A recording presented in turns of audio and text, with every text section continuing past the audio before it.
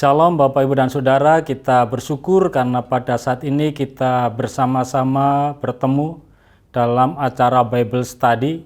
Kita akan mendiskusikan satu tema yang menarik, yaitu regenerasi Israel. Bersama saya Susanto Dwiraharjo dari Sekolah Tinggi Teologi Baptis Jakarta. Bapak Ibu dan Saudara, sebelum kita belajar bersama-sama, mari kita tunduk kepala dan berdoa. Bapak, terima kasih untuk saat ini. Kami bersyukur karena Engkau memberi kesempatan kepada kami untuk belajar di dalam Bible Study saat ini. Kami secara khusus akan belajar tentang regenerasi Israel. Kami mohon Engkau mengurapi kami, memberi hikmat dan tuntunan kepada kami, agar apa yang kami diskusikan, yang kami pelajari, dapat memberi pemahaman baru kepada kami, terlebih dapat menjadi arahan bagi perilaku hidup kami. Bapa, terima kasih, terpujilah nama-Mu. Di dalam nama Tuhan Yesus, kami berdoa dan mengucap syukur. Amin. Bapak, Ibu, dan Saudara, regenerasi adalah suatu tema yang umum secara khusus dalam konteks kepemimpinan. Setiap kepemimpinan selalu ada proses regenerasi, sehingga dengan demikian regenerasi itu sifatnya alamiah. Tidak ada satu periode kepemimpinan yang bertahan untuk selama-lamanya. Selalu ada batas waktu kepemimpinan. Ketika satu pemimpin sudah berakhir masa jabatannya, pastilah akan muncul pemimpin-pemimpin baru. Namun seringkali ini menjadi suatu permasalahan di dalam alih kepemimpinan. Hal utama yang sering menjadikan alih kepemimpinan menjadi suatu hal yang menimbulkan permasalahan adalah ketika pemimpin yang lama itu enggan untuk menyerahkan tapuk kepemimpinan kepada pemimpin yang baru. Mereka akan merasa seperti dibuang atau post power syndrome. Dan di sisi yang lain kita juga memperhatikan bahwa seringkali pemimpin pengganti itu belum siap untuk menggantikan tapuk kepemimpinan dari pemimpin yang lama. Atau bahkan lebih daripada itu, pemimpin yang baru itu sudah mendorong untuk terjadinya alih kepemimpinan sekalipun belum tiba waktunya. Nah, ini persoalan-persoalan yang sering muncul di dalam alih generasi atau alih kepemimpinan. Dan pada saat ini kita akan belajar dari kebenaran firman Tuhan terkait dengan regenerasi atau alih kepemimpinan. Kita belajar dari tokoh yang luar biasa, yaitu Musa. Musa adalah tokoh yang luar biasa di dalam Perjanjian Lama. Kita menyaksikan Musa bukan saja sebagai seorang nabi yang luar biasa yang membawa bangsa Israel keluar dari tanah Mesir dengan dipenuhi begitu banyak mujizat.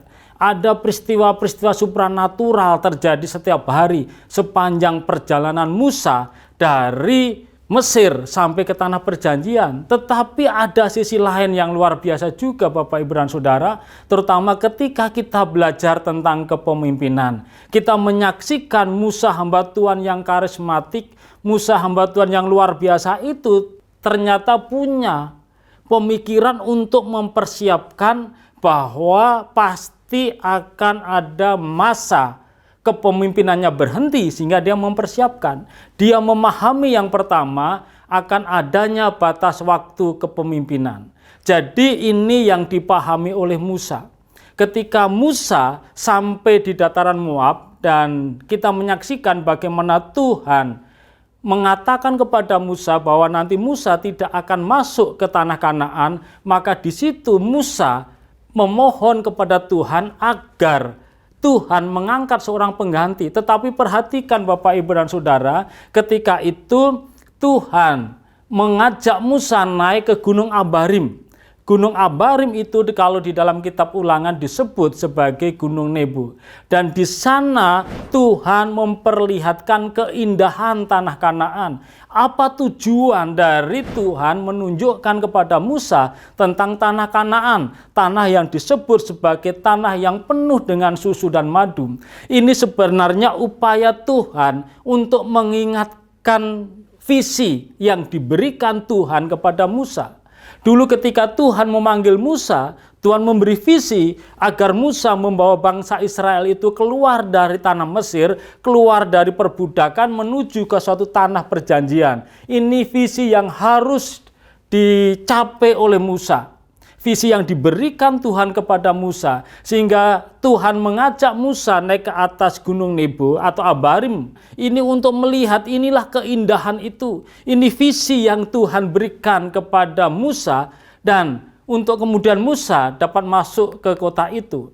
Dan dari sini kita juga menyaksikan bahwa ketika ini Bapak, Ibu, dan Saudara, Musa sudah berumur 120 tahun. Ketika Musa dipanggil Tuhan, diberi visi oleh Tuhan, usia Musa 80 tahun. Dan ketika sekarang visi sudah mau tercapai dan Musa tidak diizinkan untuk masuk ke tanah perjanjian, Musa berusia 120 tahun dan tercatat memang usia Musa nanti sampai 120 tahun. Jadi di akhir hidupnya, sekalipun dia tidak dapat membawa bangsa Israel masuk ke tanah perjanjian, tetapi dia melihat indahnya tanah perjanjian itu.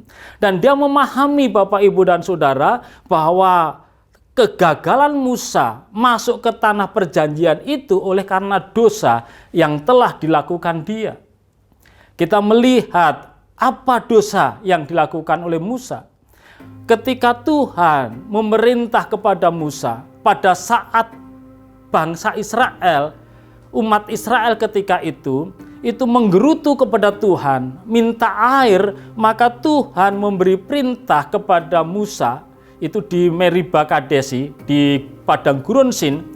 Maka Tuhan memberi perintah kepada Musa untuk berkata-kata kepada batu itu, dengan berkata-kata memberi perintah kepada batu agar batu itu mengeluarkan mata air. Tetapi apa yang dilakukan oleh Musa dan Harun?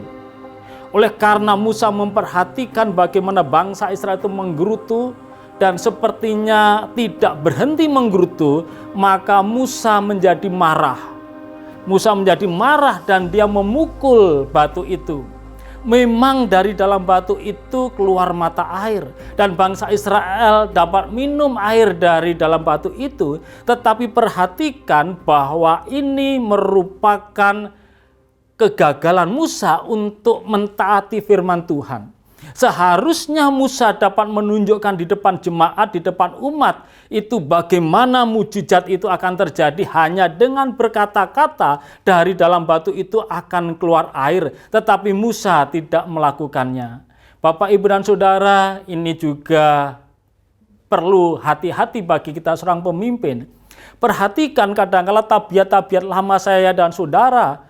Ketika dulu barangkali kita belum menerima Kristus sebagai Tuhan dan Juru Selamat, kita punya tabiat-tabiat lama. Dan ketika kita sudah dipakai Tuhan, hati-hati kadangkala tabiat lama itu sering muncul dan menghambat tercapainya visi yang Tuhan berikan kepada kita. Apa yang dilakukan Musa?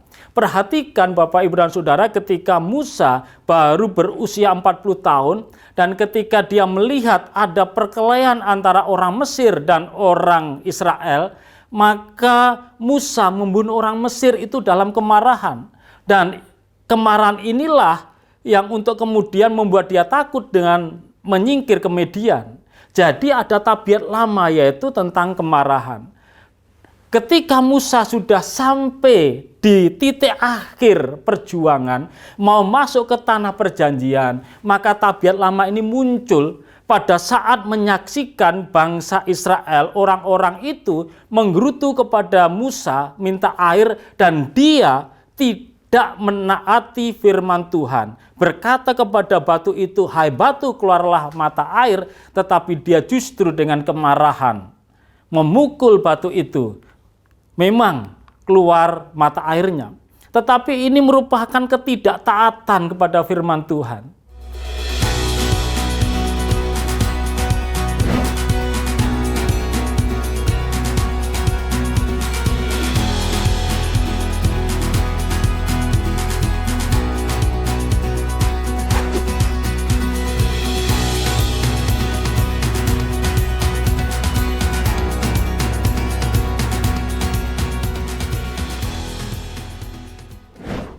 Jadi dari sini kita memahami Bapak, Ibu, dan Saudara, sekalipun Musa tidak diizinkan masuk ke tanah perjanjian. Tetapi Tuhan ingin menunjukkan keindahan tanah itu kepada Musa, ingin menunjukkan bagaimana tanah itu begitu luar biasa.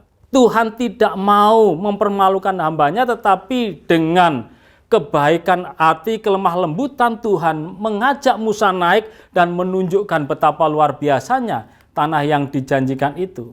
Dan dari situ kita juga menyaksikan bagaimana firman Tuhan menolong kepada kita sekalian, bahwa kematian yang dilalami oleh Musa itu tidak lain hanyalah media bagi bertemunya dia dengan kakaknya, yaitu Harun. Kita menyaksikan Bapak, Ibu, dan Saudara, Harun mati terlebih dahulu dari Musa. Dia menanggalkan keimamannya. Harun adalah imam besar dan dia menanggalkan keimamannya, dan setelah itu dia mengalami kematian. Maka firman Tuhan kepada Musa juga mengatakan demikian, bahwa kamu tidak perlu takut dengan kematian, karena kematian pada intinya hanyalah media bagi berjumpanya kamu dengan saudara-saudaramu. Barangkali ini juga menjadi dasar bagi kehidupan kekristenan, bahwa dalam kehidupan kekristenan kematian bukanlah hal yang menakutkan, karena kematian adalah media atau jembatan bagi terjadinya kebahagiaan kekal bagi saya dan saudara, karena kita dapat berjumpa dengan saudara-saudara yang mendahului saya dan saudara. Di sana kita senantiasa memuji, mempermuliakan nama Tuhan.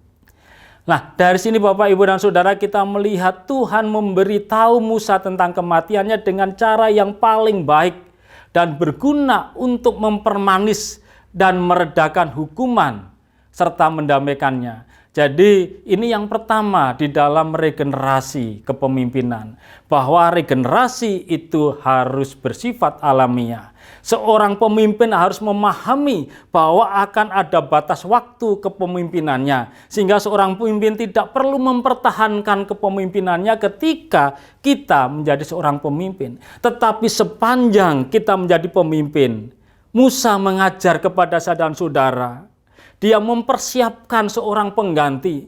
Tidak tahu kapan dia akan meletakkan jabatannya, tetapi dari awal Musa sudah mempersiapkan siapa penggantinya.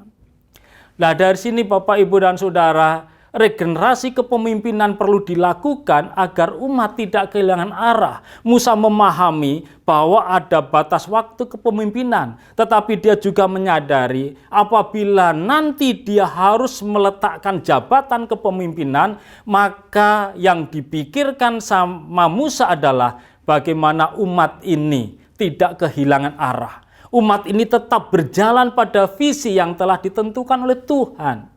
Visi Tuhan tetap, sekalipun orang yang dipakai berganti. Pemimpin bisa berganti, tetapi visi Tuhan tetap sama. Itulah yang terjadi antara Musa dan Yosua. Dengan demikian kita juga melihat bahwa alih kepemimpinan regenerasi ini untuk melanjutkan kepemimpinan. Musa tidak mungkin melepas umatnya sendirian. Mereka berjalan kian kemari tanpa arah. Oleh sebab itu perlu ada seorang pemimpin yang menggantikannya. Musa berdoa kepada Tuhan, mohon agar Tuhan mengangkat seorang yang menggantikan dia. Permohonan ini dipanjatkan kepada Tuhan, Allah dari roh segala makhluk. Ini ungkapan yang luar biasa Bapak, Ibu, dan Saudara. Ketika Musa mengatakan Tuhan dari roh segala makhluk, dia memahami bahwa Tuhan adalah pencipta. Dia memahami bahwa Tuhan adalah memelihara. Dan dia bukan saja memahami, tetapi kebesaran-kebesaran Tuhan itu telah dialami oleh Musa. Musa mengalami kebesaran Tuhan sepanjang perjalanan 40 tahun dari sejak dia keluar dari tanah Mesir sampai saat ini di dataran Moab. Dia mengalami kebesaran-kebesaran Tuhan. Dia mengalami kalau siang ada tiang awan, kalau malam ada tiang api. Ketika umat bergumul tentang makanan, Tuhan mengirim roti mana. Ketika umat bergumul merindukan daging, Tuhan mengirim burung puyuh. Jadi pengalaman-pengalaman besar ini telah dialami oleh Musa. Dia melihat bahwa Tuhan adalah pencipta. Dia adalah pemelihara. Dia yang senantiasa membuka mata untuk menyaksikan pergumulan umatnya. Apa yang menjadi persoalan, apa yang menjadi pergumulan, bahkan persoalan kepemimpinan, Tuhan senantiasa menjadi penopang Musa. Itu yang luar biasa yang dialami oleh Musa sepanjang perjalanan itu. Di sini Bapak, Ibu, dan Saudara, Musa memohon agar ada seorang pemimpin. Tujuannya apa? Tujuan ya saat tadi itu, agar umat tidak kehilangan arah. Umat dapat masuk ke tanah perjanjian. Agar visi yang diberikan Tuhan kepada Musa dapat dilanjutkan. Tetapi ada syarat bagi seorang pemimpin. Maka di situ kita juga melihat bahwa regenerasi kepemimpinan memang harus ada. Kita perlu mempersiapkan pemimpin pengganti kita. Tetapi ada satu syarat, yaitu bagaimana pemimpin yang menggantikan kita itu dewasa di dalam kerohanian. Ini syarat yang disampaikan, dan ketika Musa berdoa kepada Tuhan, maka Tuhan menjawab agar Musa mengangkat Yosua, orang yang penuh dengan roh. Jadi ungkapan orang yang penuh dengan roh ini mendasarkan bahwa selama Yosua mendampingi Musa, Yosua memang melihat, Yosua menyaksikan bagaimana Tuhan turut campur tangan dalam kehidupan Musa yang luar biasa. Di situ juga kita menyaksikan bagaimana Yosua melihat bahwa perkara-perkara besar yang dilakukan Musa itu terjadi hanya ketika Allah turut campur tangan di dalam kehidupan dia. Dengan demikian Yosua juga memperhatikan bahwa kepenuhan roh itu menjadi suatu hal yang paling mendasar di dalam pelaksanaan kepemimpinan Kristen. Sehingga ketika Musa memilih Yosua untuk menggantikan, sebenarnya ini bukan sesuatu hal yang jauh dari pemikiran. Karena apa? Karena memang Musa sudah mempersiapkan Yosua sejak dari awal. Musa telah mengetahui Yosua akan menggantikannya. Ketika terjadi pertempuran dengan orang Amalek, kita menyaksikan bagaimana Musa dan Harun serta Hur naik ke atas bukit dan Yosua berperang kepada Amalek. Ketika Musa angkat tangan, Yosua mengalami kemenangan. Tetapi ketika Musa capek dengan tangan di atas, dia turun tangan. Maka bangsa Israel mengalami kekalahan. Ini pelajaran yang luar biasa bagi Yosua. Dia mengalami bahwa keberhasilan apapun itu sangat tergantung pada campur tangan Tuhan. Dia juga mengalami bahwa tanpa campur tangan Tuhan, kepemimpinan yang dipercayakan kepada saya ketika itu akan sia-sia belaka. Jadi dalam konteks kepemimpinan Kristen, Bapak, Ibu, dan Saudara, ketika Tuhan memanggil kita untuk menjadi pemimpin, keberhasilan kepemimpinan Kristen sangat terletak pada campur tangan Tuhan. Bukan berarti kita tidak punya campur tangan, bukan berarti kita tidak punya andil. Kita punya andil, kita punya pemikiran, kita punya kekuatan, tetapi kekuatan, pemikiran, dan apapun yang ada di dalam diri kita akan berdaya guna luar biasa ketika Roh Tuhan memakainya.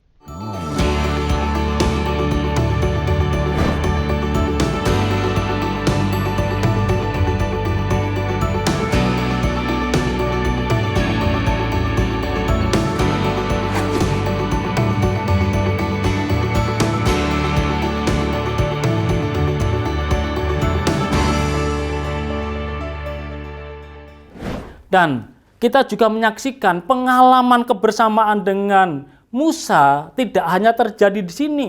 Perhatikan bagaimana ketika Musa dipanggil naik ke atas bukit Sinai, ke atas gunung Sinai, Yosua menyertai Musa.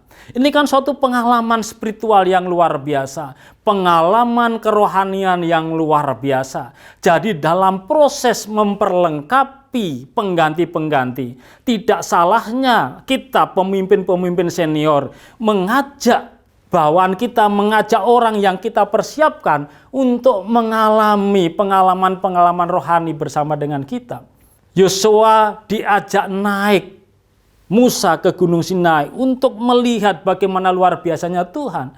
Tetapi juga Musa mengizinkan Yosua untuk mengalami bagaimana Musa menghadapi berbagai krisis, bahkan penolakan.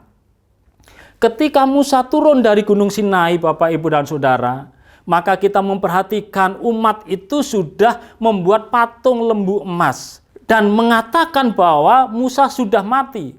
Dan ketika Musa turun, Yosua juga memperhatikan itu.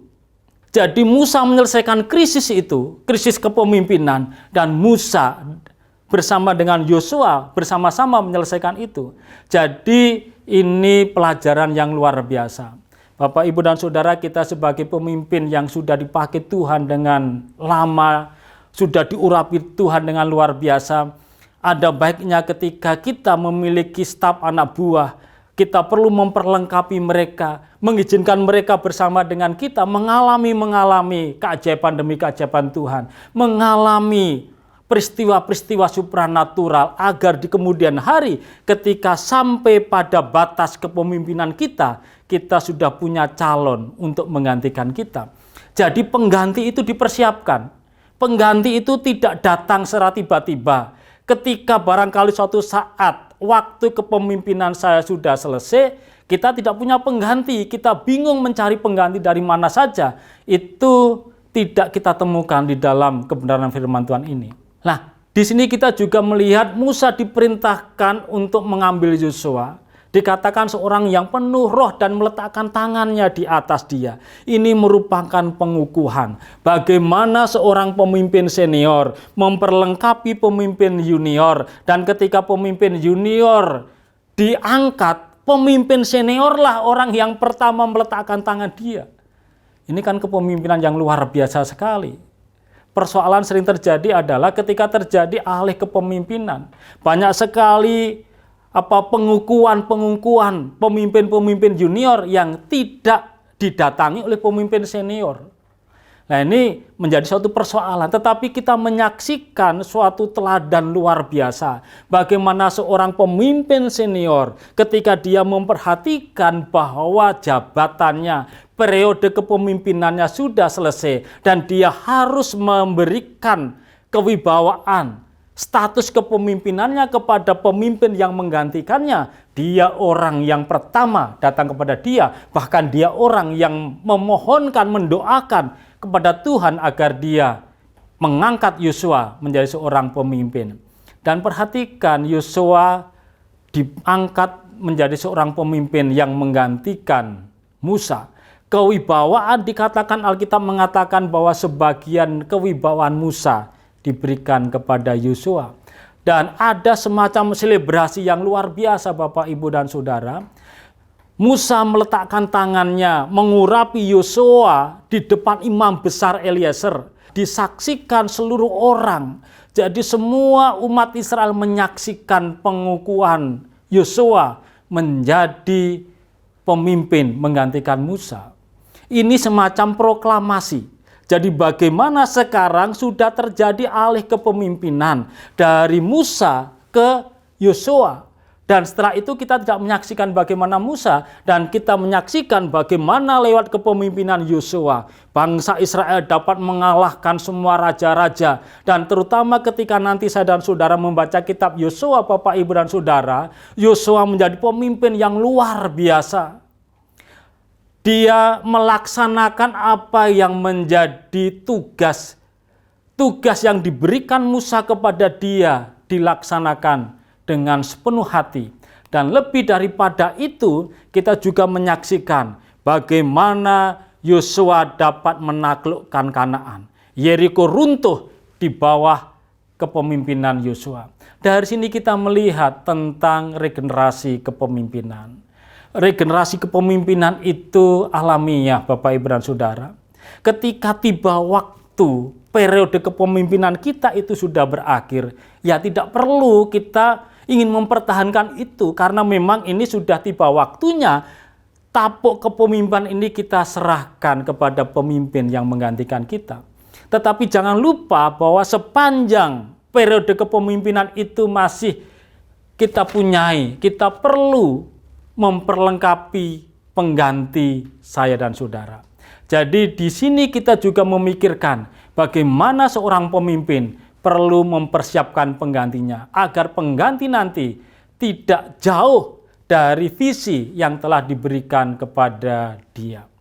Bapak, Ibu, dan Saudara, itulah pelajaran tentang regenerasi kepemimpinan yang kita ambil dari kitab Bilangan pasal 27 ayat 12 sampai 23 tentang bagaimana alih kepemimpinan dari Musa ke Yosua. Amin. Kita akan berdoa bersama-sama.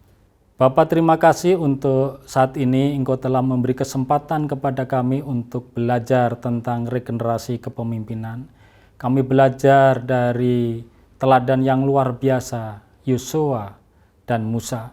Musa hamba Tuhan yang luar biasa ketika memahami bahwa masa jabatan kepemimpinannya sudah berakhir, maka dia dengan rela ikhlas menyerahkan itu kepada penggantinya Yosua. Tuhan Yesus, kami berdoa agar teladan Musa dan Yosua ini menjadi teladan bagi kami sekalian. Kami meneladani di dalam kepemimpinan kegerejaan kami, sehingga ketika terjadi alih kepemimpinan, kami akan mengalami alih kepemimpinan yang baik. Tidak terjadi persoalan, tidak terjadi konflik, tetapi alih kepemimpinan akan terjadi secara alamiah. Terima kasih Bapa, terpujilah namamu, di dalam nama Tuhan Yesus kami berdoa. Amin.